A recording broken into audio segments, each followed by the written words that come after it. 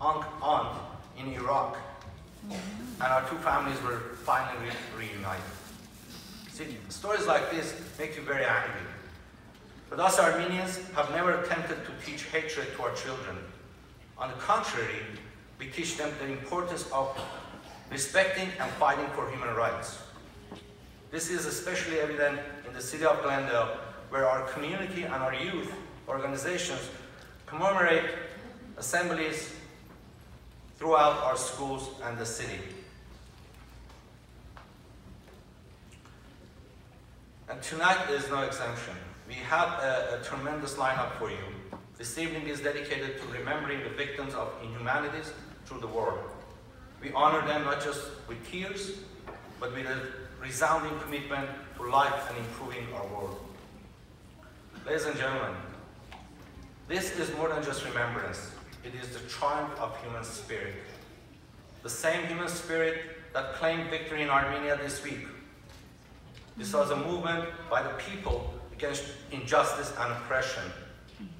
Today, the resiliency of our ancestors and the victims of the Armenian genocide live through our young generation.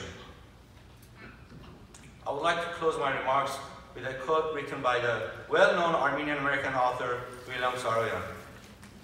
I should like to see any power of the world destroy this race, this small tribe of unimportant people, whose wars have all been fought and lost, whose structures have crumbled, literature is unread, music is unheard, and prayers are no more answered.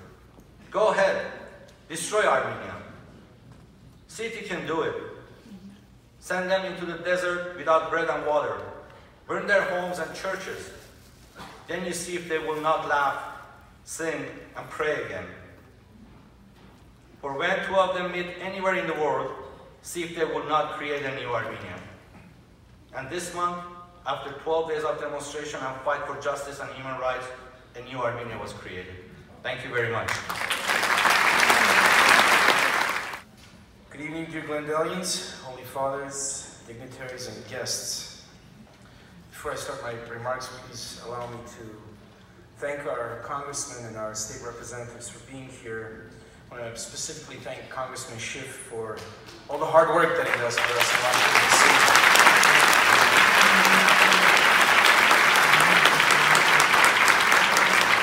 For his relentless efforts to push forward genocide recognition resolutions in the House of Representatives. Thank you, Congressman. I would also want to express my hope, and we had a short conversation, that with the democratic changes taking place in Armenia and the peaceful transfer of power, that there will be more opportunities with the Millennium Challenge for the Republic of Armenia. Thank you, Congressman, once again. I also want to thank our State Senator, Anthony Portantino, for securing $3 million from the state government for the Armenian American Museum. I think that's a great contribution to the museum. And for his efforts in the establishment of the Select Committee, California Select Committee on California-Armenia Artsakh cultural and economic relations. Nothing like this has ever existed, so thank you so much, Senator.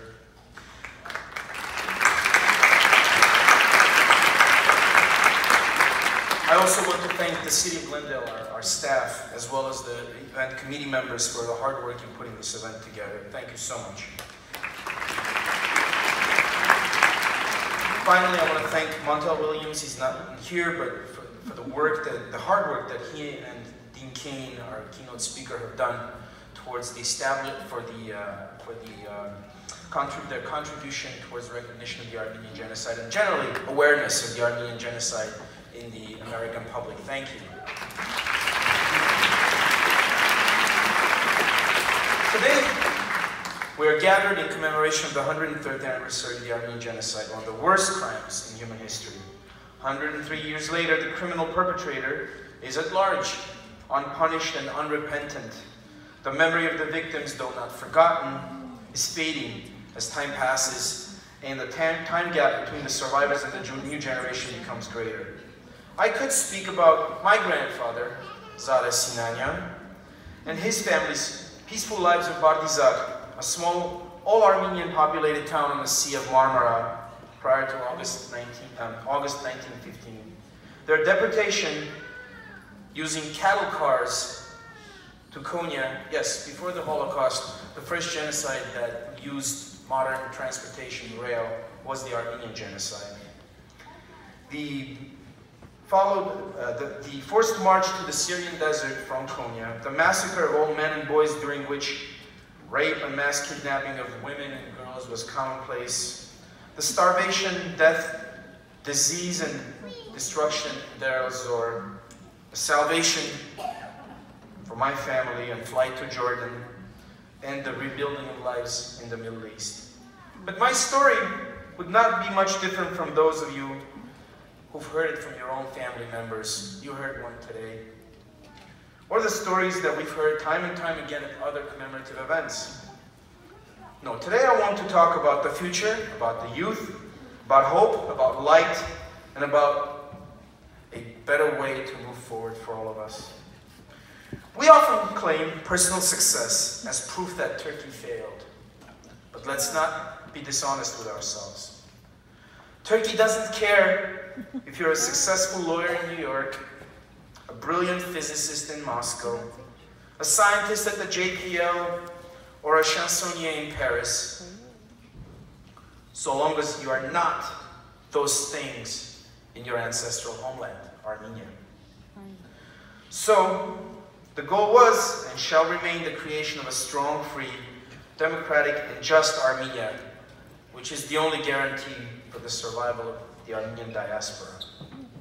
The youth of the Republic of Armenia proved this week that they can, if they want, and act in unison and determination, depose an autocratic leader and lay the foundations of the Armenia that all Armenians have dreamt about. And guess what? They did this irrespective of what President Trump will or will not do on April 24th. What the US Congress will or will not do with respect to a genocide bill. This same energy and youth should be contagious for us in the US. To continue living as productive members of society, as proud Armenian Americans who are engaged in the future of their historic homeland. Then the diaspora will be powerful, and so will be Armenia. And we can seriously move forward towards forcing Turkey to lift the blockade, to atone for past crimes, to pay reparations, and take efforts towards legal return of occupied territories. So today, I do not mourn. Today, I long with you, celebrate the Velvet Revolution in Armenia, the peaceful transfer of power to the people, as the best tribute to the memory of the 1.5 million victims of the Armenian genocide and those that survived. Thank you so much.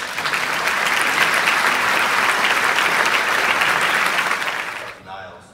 Mr. Montel Williams, the co-producer, he was going to be here tonight with us, but due to scheduling conflict, he wasn't able to make it, and but he sent his regards. I want to thank him for his hard work on this film as well. Well, Mr. Kane, athletic and well-spoken, Dean Kane currently stars as Coach Pete Davenport in VH1's Hit the Floor. A college football star at Princeton University, he turned to acting and writing when an injury ended his football career. He starred as Clark Kent, Superman on television in Lois and Clark, The New Adventures of Superman, which ran for 4 years.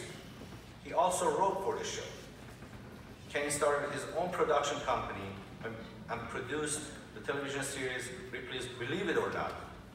He also appeared in many feature films such as Fire Trap and Out of Time, along with dozens upon dozens of TV movies and TV shows, most notably Las Vegas, Lost, and Smallville. With that, please help me welcome Mr. Dean Kane.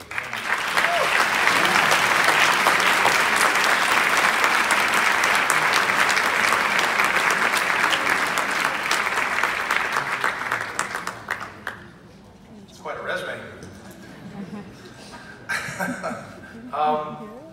Montel Williams was supposed to be here with me this evening.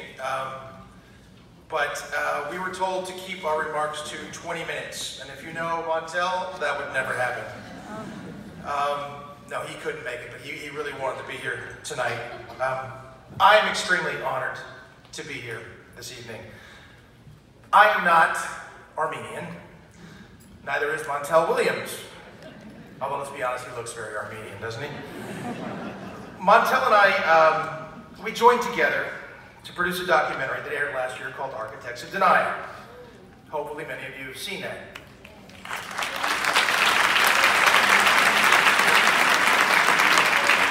The film discussed the history of the Armenian genocide and the continuing denial that surrounds it, much of what we're talking about tonight.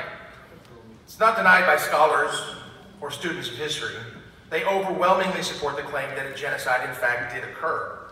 The evidence is everywhere. It's incontrovertible. The denial is made by governments and their representatives. Now, Montel and I also produced a television special which just aired called Denial, which details some of the denials that continue today, even within our own government here in the United States. Now, Montel and I often disagree on politics, very often. But we have no problem agreeing that genocide is wrong. And genocide denied is genocide continued. We are here tonight to commemorate the 103rd year since the beginning of the Armenian genocide, to honor the families and the victims of that genocide. Earlier today, I marched alongside thousands of Armenians through the streets of Los Angeles whose families were directly affected by those events which began 103 years ago today. I have the sunburn to prove it. And so do very many of you, I noticed that. I think Congressman Schiff was the only one who had sunscreen on, and so he avoided the sunburn. But what was really great about that was to see so many young people out there. That really bodes well for the future. It really bodes well for the future. Now, I was probably marching there with most of you, and all of you are clearly affected by the terrible events of the Armenian genocide. Every single Armenian was, and you all have stories. Well, with Architects of Denial, we were trying to move the dial, to educate people about the Armenian genocide, because a lot of people, frankly, just don't know about it. And we wanted to stop and help prevent other genocides in the future. It's a crime against humanity, and we need to end it. Now, I was a history major at Princeton University. I consider Princeton to be one of the best, if not the best university in the world. It was my alma mater, so I have to give it the big ups. But the history department is always ranked as one of the top in the world. And I studied war and diplomacy, but I never heard of the Armenian genocide. Why? Denial. I was filming a movie back in 2004. Some of you weren't around in 2004 because you're too young, but back in 2004 I was filming a movie, and one of my producers, named Kevin Matosian, who was clearly Japanese like me, he asked me what I knew about the Armenian genocide. And I said, the Armenian what? So then he asked me to come to the march on April 24th, and he asked me to listen to the people and the speeches and to learn a little bit more about it. I was embarrassed that I knew nothing. So I went, and I marched, and I listened, and I learned, and then I started asking questions. And then I started asking more questions, and even more questions. I wondered why I hadn't heard about it, and why I hadn't studied it. Denial. That was 14 years ago. Well, I'll tell you, in the last 14 years, your voices have gotten louder, and more people are hearing about the Armenian genocide.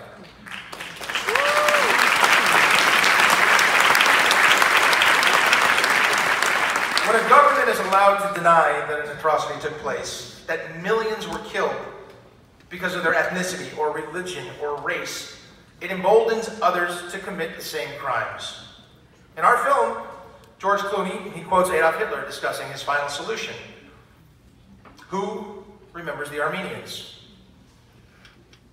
The Holocaust, Bosnia, Kosovo, Rwanda, Darfur, Sumgait, Baku, Nagorno-Karabakh? Artsakh, is that next? It has to end. 1915 cannot continue.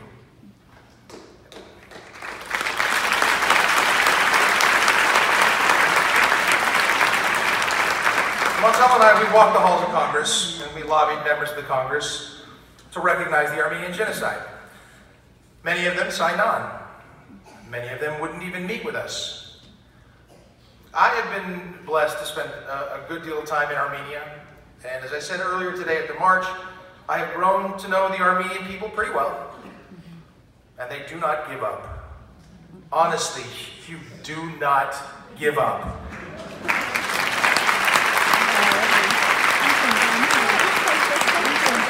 Well, we won't give up either. I know Congressman Schiff won't give up. Montel and I won't give up. We're going to go back.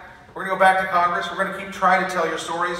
We're going to go back and continue the fight until the United States government finally, officially recognizes the Armenian genocide. Thank you all for having me. I'm honored to be here. And I'm not going to take any longer than that. Thank you very much.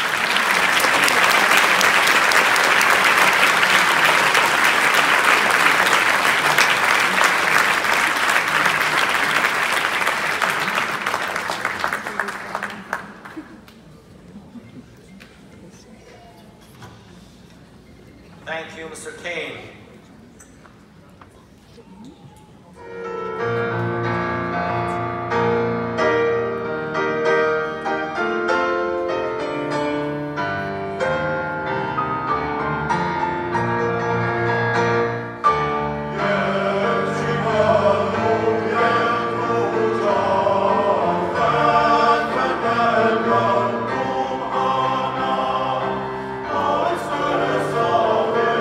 Oh,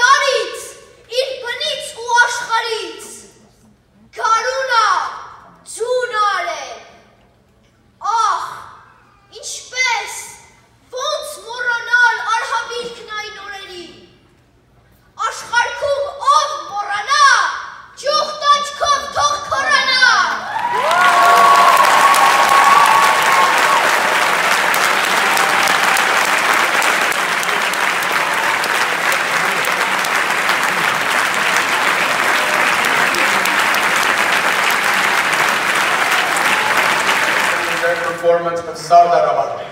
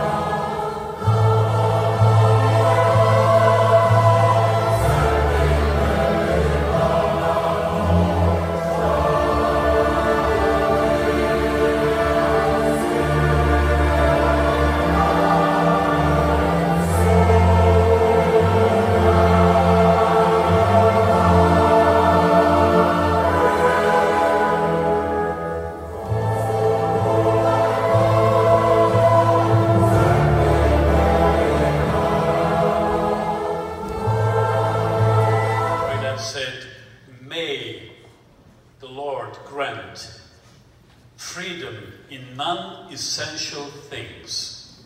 And I would add, may the Lord also grant understanding, embracing each other, accepting each other in non-essential things.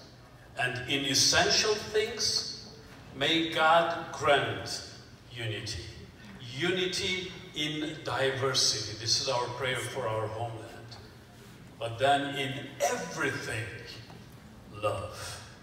After all, everything else is temporary, but love is eternal.